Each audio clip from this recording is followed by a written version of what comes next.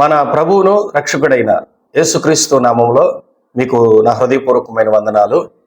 ప్రియులారా, మనము ఈ గడిచిన దినాల్లో కొన్ని విషయాల గురించి ధ్యానం చేస్తూ వస్తున్నాం కదా.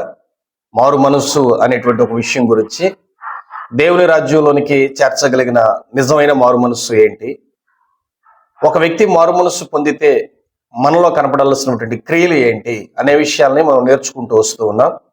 మీలో ఎవరైనా ఆ వీడియోలు చూడకపోయి ఉంటే మన ఛానల్లోకి వెళ్ళి మారు మనస్సుకు తగినటువంటి క్రియలు అనేటువంటి క్రియారూపకమైనటువంటి మారు మనస్సు అనేటువంటి వీడియోని, దేవుని రాజ్యంలోకి చేర్చేటువంటి మారు మనస్సు అనేటువంటి ఒక వీడియోని చూసి మారు మనస్సును గురించినటువంటి సంపూర్ణటువంటి జ్ఞానాన్ని మీరు పొందుకుంటారని, తద్వారాగా మీరు ఆశీర్వదించబడతారని నేను ఆశిస్తూ ఉన్నాను. అయితే ఈరోజు ఒక విషయాన్ని మనం నేర్చుకోవాలని దేవుడు ఆశపడుతున్నాడు. అది ఏంటనంటే, మారు మనస్సు అనే విషయాన్ని గురించి మనం తెలుసుకుంటూ ఉన్నప్పుడు మారు వేషము అనేటువంటి ఒక విషయం కూడా పరిశుద్ధ గ్రంథంలో రాయబడింది. ఎందుకంటే మనకు వెలుతురు స్పష్టంగా తెలియాలి అనంటే చీకటి కూడా ఉండాలి. మనం ఏదైనా ఒక టార్చ్ లైట్ కొన్నప్పుడు పట్టపగలు ఆ టార్చ్ లైట్ మనం వేసామనుకోండి, అది అంత స్పష్టంగాను దాని క్యాపబిలిటీ మనకు కనపడదు. చీకటి పడనిచ్చి ఎప్పుడైతే మనం ఆ టార్చ్ లైట్ వేస్తామో ఆ చీకటిలో ఆ వెలుతురు అనేది మనకు స్పష్టంగా కనపడుతుంది. అలాగే ఒక మంచి మనకు బాగా అర్థం అవ్వాలంటే, ఒక పాజిటివిటీ బాగా అర్థం అవ్వాలంటే, చెడు నెగిటివిటీ కూడా మనం ధ్యానం చేసినప్పుడు ఆ విషయాన్ని మనం గ్రహించగలుగుతాం. మనలో ఉన్నటువంటి ఆ చెడుని మనం గుర్తించగలుగుతాం. కాబట్టి ఈరోజు మనది మారు మనస్సా మారు వేషమా అనేటువంటి విషయాన్ని తెలుసుకునేటువంటి ప్రయత్నం చేద్దాం. ఇంతకుముందు మారు మనసు అంటే ఏంటో తెలుసుకున్నాం. మారు మనసు పొందితే మనుషుల్లో కనపడాల్సినటువంటి క్రియలు ఏంటో మనం తెలుసుకున్నాం. కానీ ఈరోజు మనది మారు మనస్సా లేకపోతే మారు వేషమా అనేటువంటి విషయాలు తెలుసుకునేటువంటి ప్రయత్నం చేద్దాం. అయితే మారు వేషం అంటే ఏంటి అనే పదాన్ని కనుక మనం ఆలోచిస్తే, మారు వేషము అంటే మారినట్లుగా ఒక మనిషి నటించడానికి వేసేటువంటి ఒక వేషం, మారు వేషం. అయితే వేషం ఎందుకు వేయాలి? మారలేదు కాబట్టి, మారినట్లుగా అవతల వాళ్ళకి కనపడాలి కాబట్టి. మనం మారకుండా మారినట్లుగా అవతల వాళ్ళకి కనపడటానికి మనము మారిన వారి యొక్క రూపాన్ని ధరించుకోవటం, మారిన వారి యొక్క క్రియలు చేయటం మారువేషం. అదే విషయాన్ని కనుక మనం పరిశుద్ధ గ్రంథంలో ధ్యానం చేస్తే, అపోస్తుల కార్యాల గ్రంథంలో ఒక సందర్భాన్ని మనం చదువుతాం. అపోస్తుల కార్యాల గ్రంథం 8వ అధ్యాయము 21వ వచనంలో మనం చదివితే, నీ హృదయము దేవుని ఎదుట సరైంది కాదు గనక ఈ కార్యముందు నీకు పాలు పంపులు లేవు, కాబట్టి నీ చెడుతనమును మానుకొని మారు మనసు పొంది ప్రభువును వేడుకొనుము. ఈ సందర్భం ఏంటి? ఈ మాట ఎవరితో చెప్తున్నారు అనే విషయాన్ని కనుక ఒకసారి మనం పరిశీలిస్తే, పేతురు సీమోనుతో, గారడి సీమోనుతో చెప్తున్నటువంటి విషయం ఏంటి ఈ సందర్భం అంటే, గారడి సీమోను ద్రవ్యాన్ని తెచ్చి పేతురు ముందు పెట్టి, నీవు ఎవరి మీద చేతులుంచితే వాళ్ళు ఎలాగ పరిశుద్ధాత్మను పొందుకుంటున్నారో, నేను కూడా ఎవరి మీద చేతులుంచితే వాళ్ళు పరిశుద్ధాత్మను పొందినట్లుగా ఆ కృపనిమ్మని అడిగాడు. అడిగితే, ద్రవ్యమునిచ్చి నువ్వు దేవుని వరమును సంపాదించుకొని చూచుచున్నావు, నీ హృదయము దేవుని ఎదుట సరైందిగా లేదు అని అన్నాడు. ఎవరి గారడి సీమోను అని గనక మనం ఆలోచిస్తే, ఫిలిప్పు సమరయ పట్టణానికి వెళ్ళి సువార్త చెప్పినప్పుడు, దేవుని వాక్యాన్ని ప్రకటించినప్పుడు, అద్భుతాలు సూచకులు మహత్కార్యాలు జరుగుతూ ఉన్నప్పుడు ఆ పట్టణం అంతా సంతోషంతో నిండిపోయింది. ఆ పట్టణంలో వారందరూ కూడా ఫిలిప్పు ద్వారాగా జరుగుతున్న కార్యాల ద్వారాగా, సువార్త ద్వారాగా యేసు ప్రభువును నమ్మడం ప్రారంభించారు. నమ్మి అనేకులు బాప్తీసం పొందారు. గారడి సీమోను కూడా నమ్మి బాప్తీసం పొంది ఫిలిప్పుని ఎడబాయకుండగా ఆయనతో పాటు ఉన్నాడని మనం పరిశుద్ధ గ్రంథంలో చదువుతాం ఆ పై వచనాల్లో. అంటే ఇప్పుడు గారడి సీమోను ఎవరు? యేసు ప్రభువును నమ్మాడు, నమ్మి మారు మనసు పొందాడు. మారు మనసుకు తగినటువంటి క్రియ అని మనం చెప్పుకున్నట్లుగా బాప్తీసం కూడా పొందాడు. మారు మనసు పొందినవాడు విశ్వాస విషయంలో యేసు ప్రభు దేవుడని మారు మనసు పొంది, తన ప్రవర్తన విషయంలో మారు మనసు పొంది, బాప్తీసం ద్వారాగా తన క్రియను తన ఒప్పుకోల్ని అందరి ఎదుట ఒప్పుకోవాలని అనుకుని తాను బాప్తీసం పొందాడు. బాప్తిసం పొందడం అనేటువంటి ఒక క్రియ మారు మనసు పొందినటువంటి వ్యక్తి చేసే పనే కదా. మారు మనసు పొందాడు, దానికి తగిన క్రియగా నేను బాప్తిసం పొందుతున్నానని బాప్తిసం కూడా పొంది ఫిలిప్పుని ఎడబాయికుండి అతనితో పాటే చర్చిలకు వెళుతున్నాడు, ప్రార్థనలకు వెళ్తున్నాడు, పరిచర్య చేస్తున్నాడు, అంతా చేస్తూ ఉన్నాడు, బాగానే ఉంది. ఇప్పుడు గారడి సీమోను చూస్తున్న వారందరూ ఏమనుకుంటున్నారు, చాలా శక్తి కలిగిన వ్యక్తి, మానక మందిరానికి వస్తాడు, సేవకులు వెంబడే ఉంటాడు, ప్రార్థనలు చేస్తాడు, బాప్తిసం కూడా పొందాడు, తాను మారు మనసు పొందాడు అని. అయితే అందరితో పాటు పరిశుద్ధాత్మను పొందవలసినటువంటి సందర్భం వచ్చినప్పుడు పేతురు వచ్చి చేతులుంచగా అందరూ పరిశుద్ధాత్మను పొందుతూ ఉన్నారు. గారడి సీమోను మాత్రం పరిశుద్ధాత్మను పొందలేదు. ఎందుకని? మీరు మారు మనసును పొంది పాపక్షమాపణ నిమిత్తము యేసుక్రీస్తు నామములో బాప్తిసం పొందండి, అప్పుడు మీరు పరిశుద్ధాత్మను వరమును పొందుతారు అని పరిశుద్ధ గ్రంథంలో ఉంది కదా. ఎందుకని గారడి సీమోను పరిశుద్ధాత్మను పొందలేకపోయాడు? ఆ వరంలో నీకు పాలు పంపులు లేవు అని పేతురు చెప్పవలసిన పరిస్థితి వచ్చింది అని అంటే, అతను మారు మనసు పొందకుండా ఓ మారు మనసు పొందినటువంటి క్రియలు చేయటం వలన, హృదయాన్ని ఎరిగిన దేవుడు కదండి మన దేవుడు, ఆ క్రియలు చేసినంత మాత్రాన తన హృదయము మారలేదు అని పరిశుద్ధాత్మ దేవుడు పేతురులో ఉండి మాట్లాడుతున్నటువంటి మాట. నీ హృదయము మారలేదు, నీవు చెడుతనంలో ఉన్నావు, నీ హృదయం మారలేదు, నువ్వు బాప్తిసం పొందావు, నువ్వు చర్చకు వస్తున్నావు, ప్రార్థన చేస్తూ ఉన్నావు, కానీ విశ్వాసం విషయంలోనో నీ ప్రవర్తన విషయంలోనో నువ్వు మారు మనసు పొందలేదు. మారు మనసు పొందినటువంటి నీ హృదయము దేవుని ఎదుట సరైంది కాదు, నీకు ఈ కార్యంలో పాలు పంపులు లేవు, దేవుని రాజ్యంలో నీకు స్థానం లేదు, ఇహమందు కానీ పరమందు కానీ దేవుని శక్తిని కానీ ఆత్మల ఆనందాన్ని కానీ ఆ సమాధానాన్ని కానీ నువ్వు అనుభవించడానికి నీకు అర్హత లేదు. ఎందుకని అనంటే నీ హృదయం మారలేదు, లోపట నీ హృదయం మారలేదు, కానీ బయట మాత్రం నీ క్రియలు జరుగుతూ ఉన్నాయి. మారు వేషము అంటే ఏంటి అనే ఒక నిర్వచనం గనక మనం ఆలోచిస్తే ఏంటో తెలుసా? మన హృదయం లోపట మారకుండా బయట క్రియలు చేస్తాం చూసారా, అది మారు వేషం. లోపల మనస్సు మారలేదు గారడి సీమోనికి, కానీ బయట మారు మనసు పొందిన వాడు ఏం చేయాలో అది చేస్తూ ఉన్నాడు, ఇది మారు వేషం. లోపల హృదయం మారకుండా హృదయం మారిన వారు ఏమేమి పనులు చేస్తారో ఆ పనులు చేస్తూ రావడాన్ని మారు వేషం అని ఇక్కడ పేతురు గారు స్పష్టంగా చెప్తూ ఉన్నారు. నేను రెండో విషయం కూడా చెప్తాను, మారు వేషాన్ని గురించినటువంటి నిర్వచనం. అది ఏంటి అని అంటే, గలతీయులకు రాసిన పత్రిక 2వ అధ్యాయము 11వ వచనం దగ్గర నుంచి మనం చదివితే గనక అక్కడ ఏముంటుందనంటే, అయితే కేఫా అంతియోకుకి పౌలు వచ్చినప్పుడు అతడు అపరాధిగా తీర్చబడ్డాడు, నేను అందరి ఎదుట ముఖాముఖిగా అతన్ని ఎదిరించాను, ఎందుకంటే యెరూషలేము నుంచి యాకోబు దగ్గర నుంచి కొందరు పెద్దలు రాక మునుపు అన్ని జనులతో కలిసి అందరితో బాగా ఉంటున్నాడు, కానీ వాళ్ళు వచ్చినప్పుడు వెనుతిరిగి మాయావేషం వేసి వేరైపోయి ప్రత్యేకంగా నడిచినట్టుగా కనపడ్డాడు అక్కడ. అంటే పేతురు అంతియోకులో ఉన్నప్పుడు ఎలా ఉంటున్నాడు? పెద్దలు వచ్చినప్పుడు ఒకలాగా ప్రవర్తిస్తున్నాడు, పెద్దలు రాకమునుపు ఒకలాగా ప్రవర్తిస్తున్నాడు. పెద్దలు రాకమునుపు ఎలాగున్నాడు? అందరూ దేవుని వల్ల సృష్టించబడిన వారే, అబ్రహాముకు పొందినటువంటి విశ్వాసం ఉన్న వాళ్ళందరూ దేవుని ప్రజలే, యూదులని లేదు, గ్రీసు దేశస్తులని లేదు, సమరయులని లేదు అని వాళ్ళతో కలిసి భోజనం చేస్తూ ఉన్నాడు, వాళ్ళతో పాటు కలిసి భక్తి చేస్తూ ఉన్నాడు, వాళ్ళతో పాటు చక్కగా సహవాసం చేస్తూనే ఉన్నాడు. కానీ ఎప్పుడైతే యెరూషలేము నుంచి పెద్దలు వచ్చారో అన్ని జనులతో నువ్వు కలిసినందుకు ఏమంటారో, వాళ్ళు ఎలా రియాక్ట్ అవుతారనని, వాళ్ళు రాగానే అన్ని జనులతో నేను సంబంధం లేదు, నేను వాళ్ళతో కలవట్లేదు, నేను వాళ్ళతో కలిసి కూర్చోని భోజనం చేయట్లేదు అన్నట్టుగా ఒక ప్రత్యేకంగా ఉన్నట్టుగా అతడు ప్రవర్తించడం ప్రారంభించాడు. పౌలు గారు మాట్లాడుతూ చెప్తారు కదా అక్కడ ఏమనంటే, అక్కడ నుంచి యెరూషలేము నుంచి యాకోబు దగ్గర నుంచి పెద్దలు రాక మునుపు పేతురు ఒకలాగున్నాడు, వాళ్ళు వచ్చిన తర్వాత ఒకలాగున్నాడు, మాయావేషం వేశారు, బర్నబా కూడా ఆ మాయావేషాన్ని కనిపెట్టలేకపోయాడు అని అంటాడు. అంటే మనుషులు ఉంటే ఒకలాగా, లేకపోతే ఒకలాగా. ఇది మారువేషం.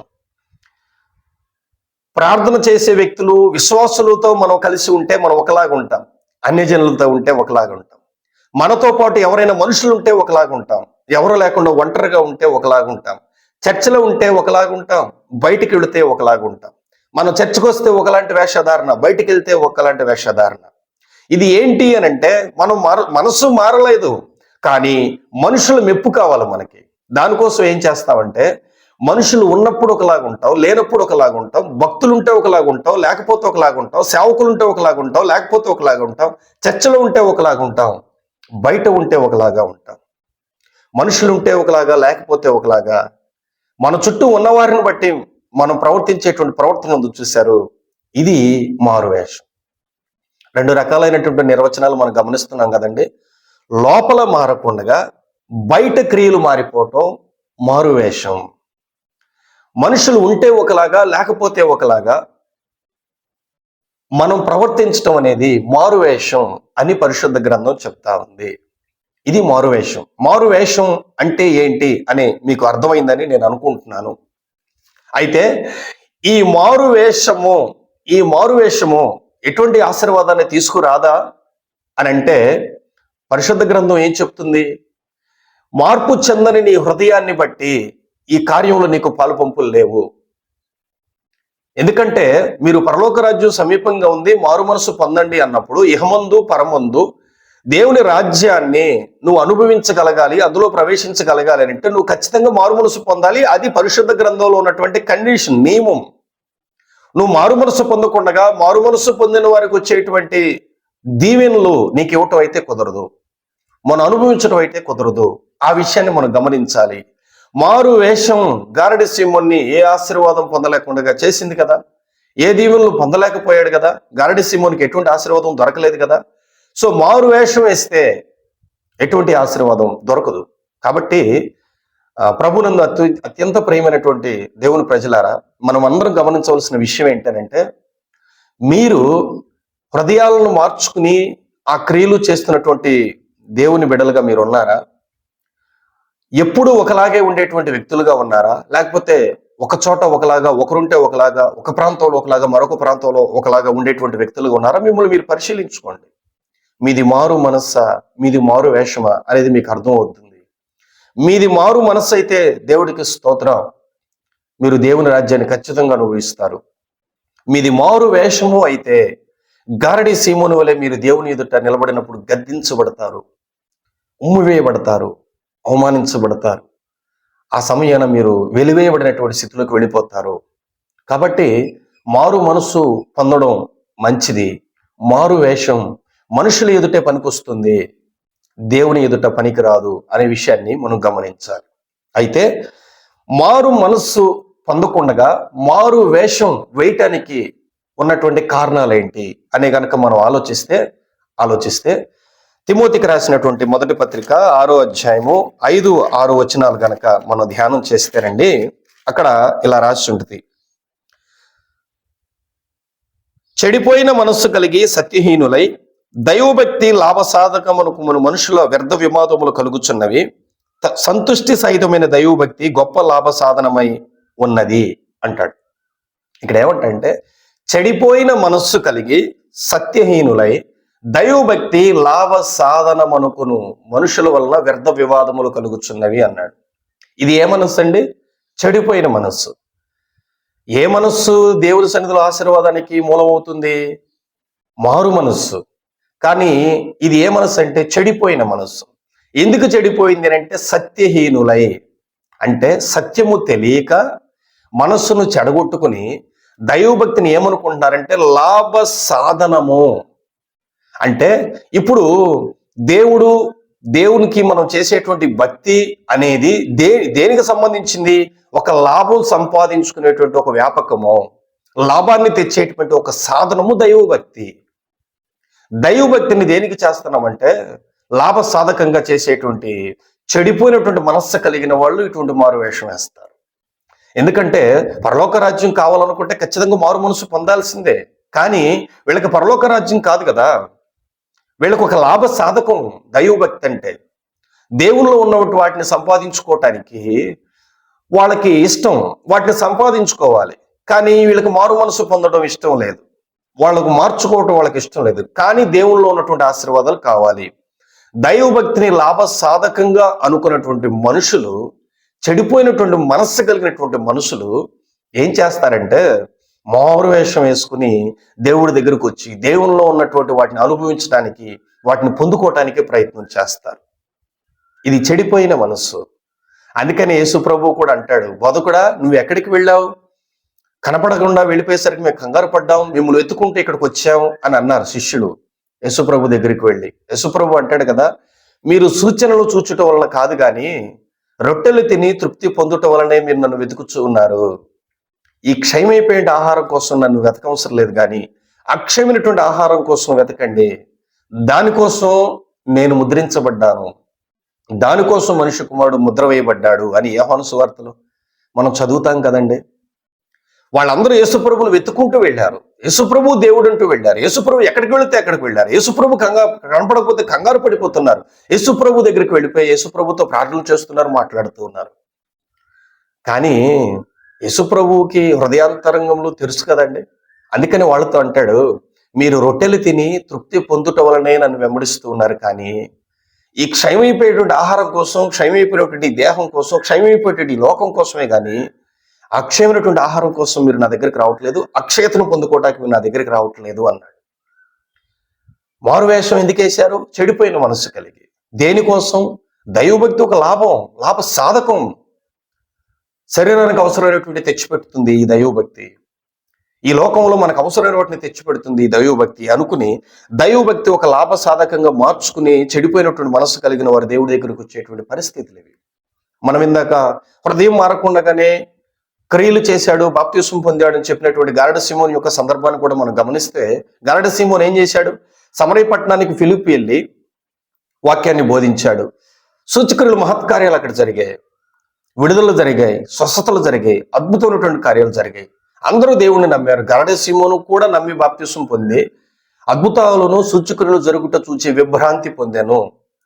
గారడ సీమోను ముందు ఎన్నో జరుగుతూ ఉన్నాయి, కానీ గారడ సీమోను చూసింది మాత్రం సూచక్రియలు, అద్భుతాలు. అందుకని వచ్చి ఏమంటాడు?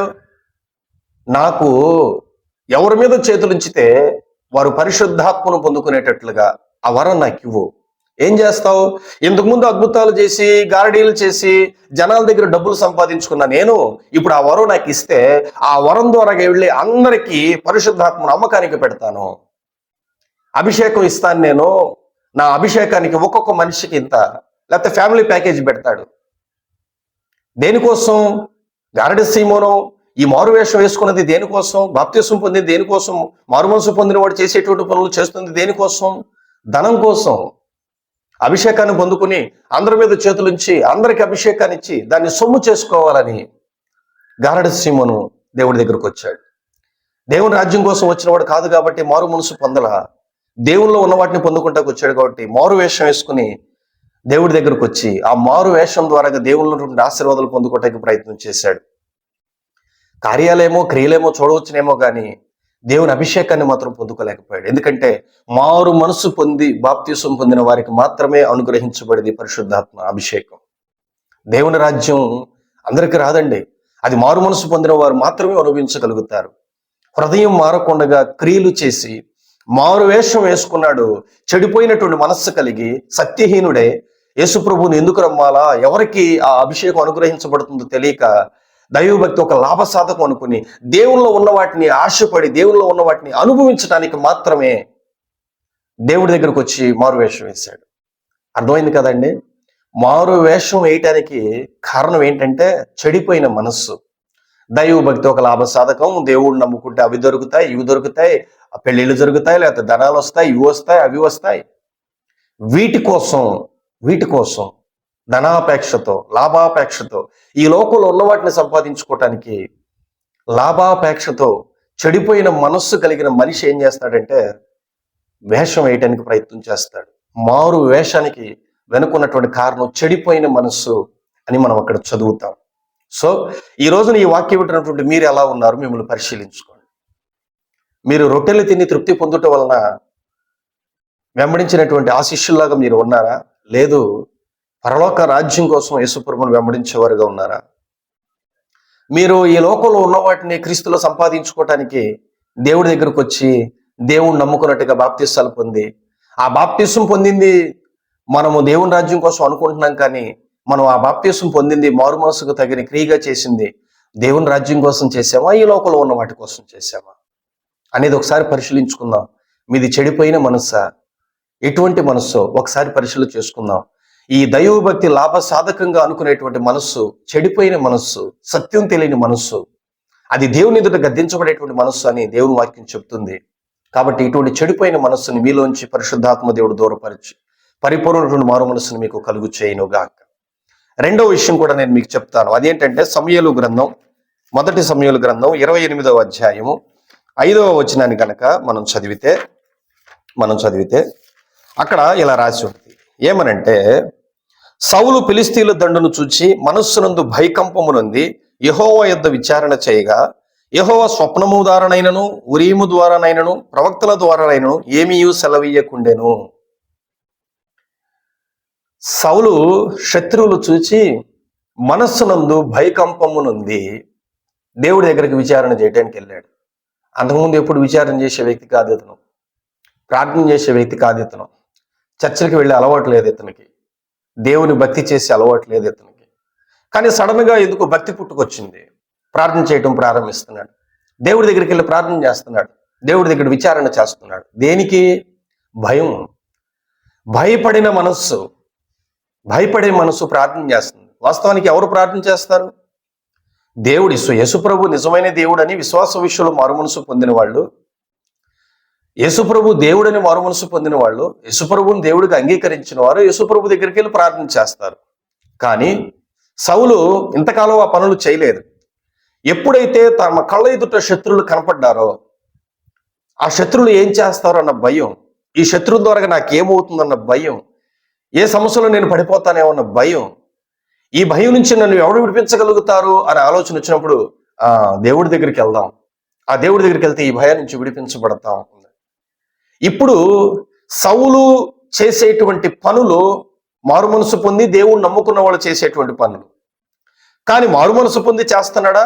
కాదు, భయపడినటువంటి మనసుతో చేస్తున్నాడు. ఎందుకంటే ఇప్పుడు దేవుడి దగ్గరికి వెళ్ళిపోతే నేను ఏమైపోతానో, చర్చకి వెళ్ళిపోతే నేను ఏమైపోతానో, ప్రార్థన చేయకపోతే నేను ఏమైపోతానో, ఈ శత్రువులు నన్ను ఏం చేస్తారో, ఈ సమస్యలు నన్ను ఏం చేస్తాయో అని సడన్ గా ఓ భక్తుడు అవతారం ఎత్తేసాడు, ప్రార్థన చేయటం స్టార్ట్ చేశాడు.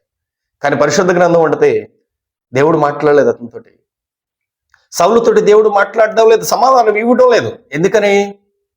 భయంతో వచ్చాడు. కానీ మారు మనసు పొంది దేవుడి దగ్గరికి వచ్చినటువంటి వ్యక్తి కాదు సౌలు.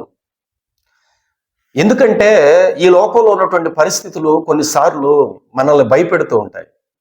ఆ భయంతో మనం ఏం చేస్తూ ఉంటే దేవుడిని వెతుక్కుంటూ దేవుడి దగ్గరికి వచ్చేస్తూ ఉంటాం. నేను మీకు ఒక చిన్న సాక్ష్యం, ఒక చిన్న ఉదాహరణ చెప్తాను. నాకు తెలిసిన ఒక వ్యక్తి ఉన్నాడు.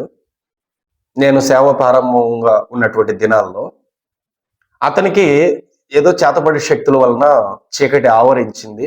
తన మరణం కోసం ఎవరో చేతబడి చేశారు. దానివల్ల దురాత్మ అతన్ని ఆవరించింది. దానివల్ల అతనికి ఏం జరిగేదంటే ఆకలి కలిగేది కాదు, నిద్రకు కలిగేది కాదు. రాత్రంతా నిద్రపోకుండా నడుస్తూనే ఉండేవాడు. ఎంత వైద్యం చేయించినా అది ఒక మానసిక వ్యాధి అన్నారు, తగ్గలేదు. సరే, తమ పద్ధతుల్లో రక్తస్రావం గల స్త్రీ చేసినట్లు వైద్యం చేయించారు, లేకపోతే మంత్రతంత్రాల వల్ల చేయాల్సినటువంటి పనులని చేయించారు, ఉపయోగం లేదు. తనకు భయం వచ్చింది, ఈ రోగం నన్ను చంపేస్తుందేమో అని. తనకు భయం వచ్చింది, ఈ చేతబడి శక్తుల వల్ల నేను నాశనం అయిపోతానేమో అని. ఆ భయం వచ్చినప్పుడు ఏం జరిగిందంటే, అంతవరకు అందరూ చెప్తూ ఉన్నారు, యేసుప్రభు నమ్ముకోండి, యేసుప్రభు దగ్గరికి వెళ్ళండి తగ్గుద్ది అని. కానీ వైద్యం ద్వారా తగ్గిపోద్ది అన్న ధైర్యం ఉన్నంతకాలం వైద్యంలో ఉన్నారు, లేకపోతే మాంత్రికుల ద్వారా సాల్వ్ అయిపోద్ది అన్నప్పుడు ఆ ధైర్యంతోనే ఆ పనులను చేస్తూ ఉన్నారు. ఎప్పుడైతే ఈ రెండింటి వల్ల నాకు విడుదల దొరకట్లేదు, నేనేమైనా అయిపోతానేమో అన్న భయం వచ్చినప్పుడు వాళ్ళు మమ్మల్ని వెతుక్కుంటూ వచ్చారు, చర్చిని వెతుక్కుంటూ వచ్చారు.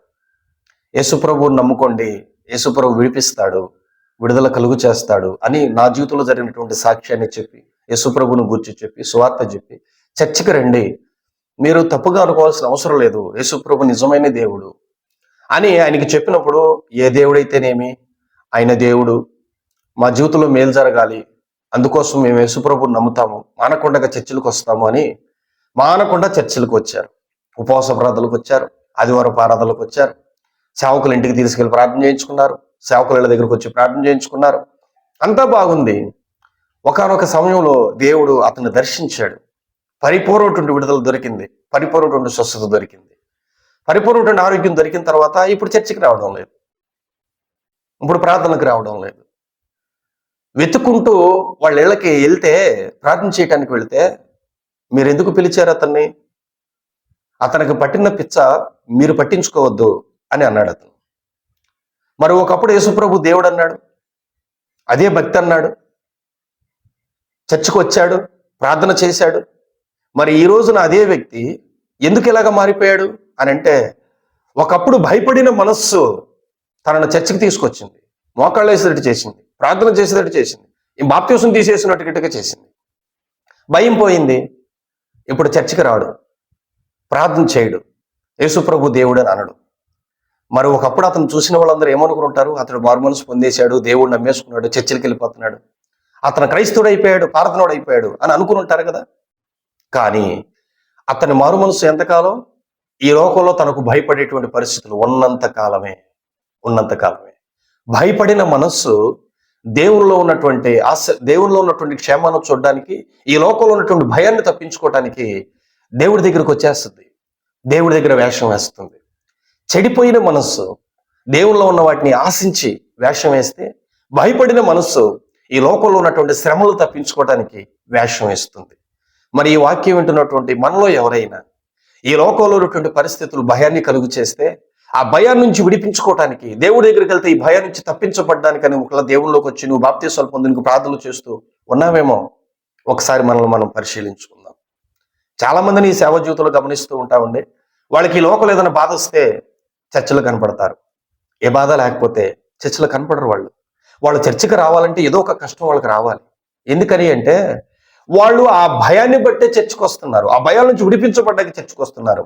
భయపడినటువంటి మనస్సు వారిని ఒక భక్తి పరుల్లాగా వేషం వేసేటట్టు చేసింది. చెడిపోయిన మనస్సు దేవుల్లో ఉన్న వాటిని పొందుకోవటానికి భక్తి పరులాగా వేషం వేసేటట్టు చేసింది. ఈ చెడిపోయిన మనస్సు, ఈ భయపడే మనస్సు ఓ మనిషిని మారువేషం వేయటానికి ప్రోత్సహిస్తే, వాళ్ళు మారువేషం వేసి మారు మనస్సు పొందినట్టుగా నటించి దేవుల్లో ఉన్నటువంటి ఆశీర్వాదాలను పొందుకోవటానికి ప్రయత్నం చేస్తూ ఉన్నారు. మరి మీది ఎలాంటిది? మీది మారు మనస్సా, మారు వేషమా? పరిశీలించుకునేటువంటి ప్రయత్నం చేద్దాం. ఆ మారు వేషం దేవుని ఎదుట గద్దించబడుతుంది, ఆశీర్వాదానికి మనల్ని పాత్రలుగా ఉంచదు, ఎటువంటి దీవెన్ని మనం పొందుకోలేము. కానీ అసలు మారు మనస్సు కలగటానికి మూలమైంది భయం కాదండి, చెడిపోయినటువంటి తత్వం కాదండి. కొరింథీయులకు రాసినటువంటి పత్రిక 2వ అధ్యాయము 7వ వచనం 10వ వచనంలో మనం చదివితే, 7వ అధ్యాయం 10వ వచనంలో దైవ చిత్తానుసారమైన దుఃఖము రక్షణార్థమైన మారు మనస్సును కలుగు చేస్తుంది అన్నాడు. దుఃఖపడినటువంటి మనస్సులో నిజమైనటువంటి మారు మనస్సు కలుగుతుంది. ఈ లోకంలో కష్టాలు వస్తే భయపడితే దేవుడి దగ్గరికి రావటము, లేకపోతే దేవుల్లో ఉన్న జరుగుతున్నటువంటి కార్యాలు, విడుదలలు, స్వస్థతలు, సమృద్ధి, దేవుడు నమ్మకం తర్వాత వాళ్ళు అలా సంపాదించారు, ఇలా సంపాదించారని చెడిపోయినటువంటి మనసుతో దైవభక్తిని లాభసాధకు అనుకుంటూ కాదు. దుఃఖపడినటువంటి మనస్సు నిజమైనటువంటి మారు మనసులోకి వెళుతుంది. దైవ చిత్తానుసారమైన దుఃఖమే రక్షణార్థమైనటువంటి మారు మనసులో కలుగు చేస్తుంది అన్నాడు. ఈ లోకానుసారమైనటువంటి దుఃఖం మరణాన్ని కలుగు చేస్తుంది అంటాడు. దైవ చిత్తానుసారమైన దుఃఖం రక్షణార్థమైనటువంటి మారు మనసును కలుగు చేస్తుంది అంటాడు. నిజమైన మారు మనస్సు ఈ లోకంలో ఉన్నటువంటి భయాలను చూసి వచ్చేది కాదండి. రాబోయే ఉగ్రత నరకాగ్నిని బట్టి రావాలి, నరకాగ్నిని బట్టి నీకు భయం రావాలి, పరలోకాన్ని బట్టి ఆశ రావాలి. అదేంటి మారు మనస్సు. ఈ లోకంలో ఉన్న వాటిని సంపాదించుకోవడానికి కాదు, మరణం తర్వాత ఉన్నటువంటి నిత్య జీవం కోసం, పరలోక రాజ్యం కోసం, ఈ లోకంలో ఉన్న వాటి కోసం కాక పరలోక రాజ్యం కోసం, ఈ లోకంలో ఉన్న భయాలను తప్పించుకోవటానికి కాక రాబో ఉగ్రతను తప్పించుకోవడం కోసం, అది ఇవ్వగలిగిన నా కోసం మరణించినటువంటి దేవుణ్ణి ఇంతకాలం నేను తృణీకరించాను దుఃఖపడి, నువ్వు జీవించిన జీవితం తప్పని తెలుసుకుని దేవుని వైపుకు తిరగటం నిజమైనటువంటి మారు మనస్సు. మరి మీది భయపడిన మనస్సా? మీది చెడిపోయిన మనస్సా? మీది దైవ చిత్తానుసారంగా దుఃఖపడిన మనస్సో? ఒక్కసారి ఈ వాక్య పెరుగులో మిమ్మల్ని, మీ హృదయాల్ని, మీరు పొందిన మారు మనస్సును పరిశీలించుకుని మీది మారు మనస్సో మారు వేషమో తెలుసుకోవాలని, మీరు గ్రహించాలని, మీరు సరిచేసుకోవాలని ఒక సేవకుడుగా నేను కోరుకుంటున్నాను. ఒక సేవకుడుగా నేను దేవుడికి నిజంగా నేను చేసేటువంటి ప్రార్థన అది. అయితేనండి, నిజమైనటువంటి మారు మనస్సు ఎలా ఉంటుంది అని అంటే, పౌలు గారి జీవితంలో కనుక మనం గమనిస్తే ఇలాగంటాడు ఆయన. ఏమనంటే, పౌలు దేవుణ్ణి నమ్ముకున్న తర్వాత ఇలాగంటాడు, ఏ విధముల చేతనైనను మృతుల్లో నుంచి నాకు పునరుద్ధానము కలగవలనని, క్రీస్తును సంపాదించుకోవాలని నేను నష్టపరుచుకుంటున్నాను. పెంటతో సమానంగా నేను ఎంచుకుంటున్నాను అని అన్నాడు. ఆయన ఇంకొక చోట అంటాడు కదా, మీరు ఈ లోకం మట్టుకే, ఈ జీవితకాలం మట్టుకే నిరీక్షణ కలిగిన వారైతే మీ అంత దౌర్భాగ్యులు ఎవరు లేరన్నారు. ఏంటి పాస్టర్ గారు, ఇప్పుడు మేము దేవుడు నమ్ముకున్నంత మాత్రం ఈ లోకంలో ఉన్నటువంటి ఆశీర్వాదాలు మేము కలిగి ఉండకూడదంటారా? అలా చెప్పట్లేదండి. పౌలు అలాగా చెప్పట్లేదు, నేను అలాగా చెప్పట్లేదు. ఈ జీవితకాలం మట్టుకే, ఈ జీవితకాలంలో కూడా నువ్వు దేవుడి నుంచి ఆశించడం నేను తప్పనడం లేదు. కానీ ఈ జీవితకాలం మట్టుకే, మరణం తర్వాత ఉన్న పునరుద్ధానాన్ని గురించి కానీ, నిత్య జీవన గురించి కానీ, రాబో ఉగ్రత గురించి కానీ, దేవుడి గురించి కానీ ఏం ఆలోచించకుండా ఈ జీవితకాలం మట్టుకే, ఈ శరీర సంబంధమైన విషయాల మట్టుకే నువ్వు గనక నిరీక్షణ కలిగి ఉంటే మనం దౌర్భాగ్యులము అన్నాడు. అందుకని పౌలు అంటున్న మాట ఏంటంటే, ఏ విధము చేత నేను క్రీస్తును సంపాదించుకోవాలని, ఈ లోకాన్ని సంపాదించుకోవాలని కాదు, పునరుద్ధానము కలగవాలని, నేను పరలోకంలో ఆ పరలోక రాజ్యంలో యుగ యుగాలు ఆయనతో ఉండాలని, జీవించాలని నేను కొన్ని నష్టపరుచుకుంటున్నాను, కొన్ని పెంటతో సమానంగా తలుచుకుని నేను దేవునిలో కొనసాగుతున్నాను అన్నాడు. అది నిజమైన మారు మనస్సు. గారడి సీమోనిది చెడిపోయిన మనస్సు, సౌలుది భయపడిన మనస్సు, పౌలుది దుఃఖపడి నేను ప్రభువుని హింసించానే అని బాధపడి మారు మనస్సు పొందినటువంటి మనస్సు. మనం పౌలుకులాగా దుఃఖపడిన మనస్సు కలిగిన వారమైతే దేవుని రాజ్యం కోసం, దేవుని కోసం నిరీక్షించిన వారమైతే నిజంగా మారు మనసును మనం పొందుతాం. అట్టి మారు మనసు మనం దేవునిలో ఉన్నటువంటి ఆశీర్వాదాలు పొందుకోవడానికి కారణమవుతుంది. కాబట్టి ప్రియులారా, వేషధారణ అంటే ఎలా ఉంటుందో, మారు వేషం ఎలాగుంటుందో మనం తెలుసుకుంటున్నాం. మారు మనస్సు ఎలాగుంటుందో తెలుసుకుంటున్నాం. మారు మనస్సుకి వచ్చేటువంటి ఆశీర్వాదం మనం తెలుసుకుంటున్నాం. మారు వేషానికి వచ్చేటువంటి ఫలితాన్ని మనం తెలుసుకుంటున్నాం. ఈ వాక్య వెలుగులో మీరు ఈరోజు మీది మారు మనసా, మారు వేషమా తెలుసుకోండి. ఈ వాక్యం ఎదుట, అద్దం ఎదుట నిలబడి మీరు ఎలా ఉన్నారో మీరు తెలుసుకుని పరిశీలించుకుని, మీది ఒకవేళ మారు వేషం అయితే దేవుని ఎదుట గద్దించబడతామని ఎరిగి మారు మనస్సు పొందేటువంటి ప్రయత్నం చేయండి. అట్టి దైవ చిత్తానుసారమైన దుఃఖాన్ని నా ప్రభువు మీకు కలిగించి నిజమైనటువంటి మారు మనస్సును మీకు అనుగ్రహించునుగాక. తలలు వంచండి, చిన్న ప్రార్థన చేసుకుందాం. ప్రేమ కలిగిన తండ్రి, మీకు స్తోత్రాలు. ఈరోజు నీ వాక్యం ద్వారాగా మాతో మాట్లాడుతున్నారు ప్రభువా. మారు మనస్సు పరలోక రాజ్యాన్ని మేము అనుభవించేటట్టు చేస్తుంది. మారు వేషము ఈ లోకంలో ఏ ఆశీర్వాదాన్ని మీలో నుంచి పొందలేకుండా మమ్మల్ని చేస్తుంది. కాబట్టి నిజమైనటువంటి మారు మనస్సు ఎలా ఉంటుందో మాకు తెలియపరిచారు. మారు వేషము ఎలా ఉంటుందో మాకు తెలియపరిచారు. తండ్రి, మారు వేషం వేసినటువంటి గారడి సీమోను నీలో ఉన్నటువంటి ఏ ఆశీర్వాదాలను పాలు పొమ్ములు పొందలేకపోయాడు ప్రభువా. మారు మనస్సు పొందినటువంటి వారు నీలో ఉన్నటువంటి ఆశీర్వాదాలని పొందుకోగలుగుతూ ఉన్నారు. కాబట్టి నా తండ్రి, నిజంగా ఈ లోకంలో ఉన్నటువంటి చాలా మంది దేవుణ్ణి నమ్ముకున్నామని అనుకుంటున్న వారు చెడిపోయినటువంటి మనస్సు కలిగి దైవభక్తిని ఒక లాభ సాధకంగా అనుకుని మారు వేషం వేసి ఈ లోకంలో ఉన్న వాటిని సంపాదించుకోవాలి అని అనుకుంటున్నారు నాయన. అలా మేము ఉండకుండా ఉండేటట్లు మాకు సహాయం చేయి. ఈ లోకంలో ఉన్నటువంటి పరిస్థితులు భయపడితే ఆ భయం నుంచి విడిపించబడడానికి నీ దగ్గరకు వచ్చి మారు మనసు పొందిన వారు చేసేటువంటి పనులు చేసి వేషం వేస్తే దీవించబడతామని భయపడిన మనస్సు కలిగి మారు వేషం వేస్తూ ఉన్నారు ప్రభా. అటువంటి మనస్సును మాలోంచి దూరపరచండి. కానీ దైవ చిత్తానుసారమైన దుఃఖము రక్షణార్థమైనటువంటి మారు మనసుని ఇస్తుందని మీరు చెప్పారు గనక ఆ దైవ చిత్తానుసారమైనటువంటి దుఃఖాన్ని మాకు కలుగు చేసి ఈ వీడియో చూస్తున్న వారందరినీ మీరు దర్శించి ఈ వాక్యం ద్వారాగా వారికి పరిపూర్ణమైన, నిజమైన, యథార్థమైనటువంటి మారు మనసును మీరు కలుగు చేసి ఆశీర్వదించమని నేను ప్రార్థన చేస్తూ ఉన్నాను. ప్రతి వారిలో ఉన్న ఆ చెడిపోయిన, భయపడిన మనస్తత్వాన్ని తీసివేసి, వేషధారణ తత్వాన్ని, మారు వేషపు తత్వాన్ని తీసివేసి, అది ఎందుకు పనికిరాదని గ్రహించుకుని ఇక నుంచి నీ సన్నిధిలో మారు మనస్సు పొంది మారు మనస్సుకు తగినటువంటి క్రియలు చేసి మీలో ఉన్న ప్రతి ఆశీర్వాదాలు పొందుకునేటట్లుగా ప్రతి ఒక్కరిని దీవించి మహిమను పొందమని యేసు నామములో ప్రార్థించి అడిగి వేడుకుంటూ ఉన్నాము తండ్రి. ఆమేన్. ప్రభు మిమ్మల్ని దీవించునుగాక. మరిన్ని ఆత్మ సంబంధమైన దైవ సందేశాల కొరకు మా ఛానల్ను సబ్స్క్రైబ్ చేసుకోండి. మరియు మీ ఆత్మీయులందరికీ ఈ ఛానల్ని షేర్ చేసి వారు కూడా దేవునిలో బలపడుటకు సహాయపడండి. పాస్టర్ శాంసన్ డేవిడ్, సియోను మందిరం, కావలి.